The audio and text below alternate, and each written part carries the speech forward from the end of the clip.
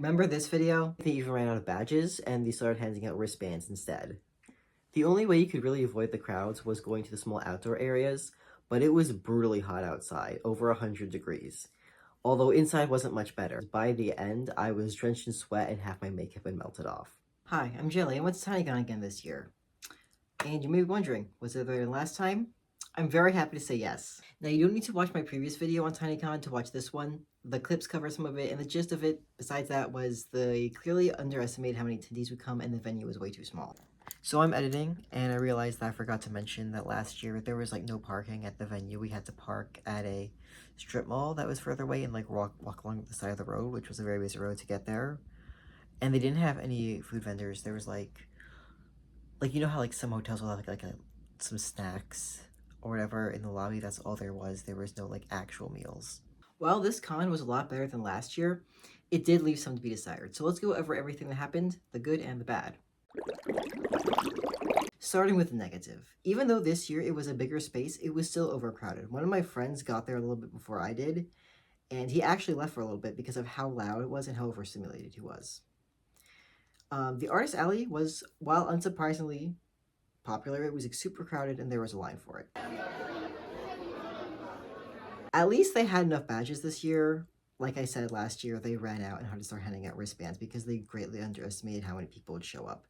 This time they were slightly closer, but with how many people are showing up to Tineecon both years, I think they should change their name to Midsize Con. That would be more appropriate. Another issue carrying over from last year was it was very hot inside.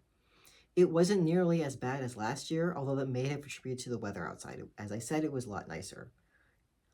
Some places were unexpectedly overheated, like the Artist Alley was super crowded, so obviously it was going to be warm. But even more empty areas, like the lobby, was really warm. I actually had to go outside to cool off because it was nicer. It was cooler outside than it was indoors. I don't know what's up with the temperature at Tineecon. Maybe it's the venues they're picking doesn't have strong enough air conditioning. Because I've been at much bigger conventions in warmer weather, such as Otakon, which is in the middle of August, and there's no issues with the temperature inside. It's perfectly fine. Moving on to the positive, a lot of the positives of last year were the same this year.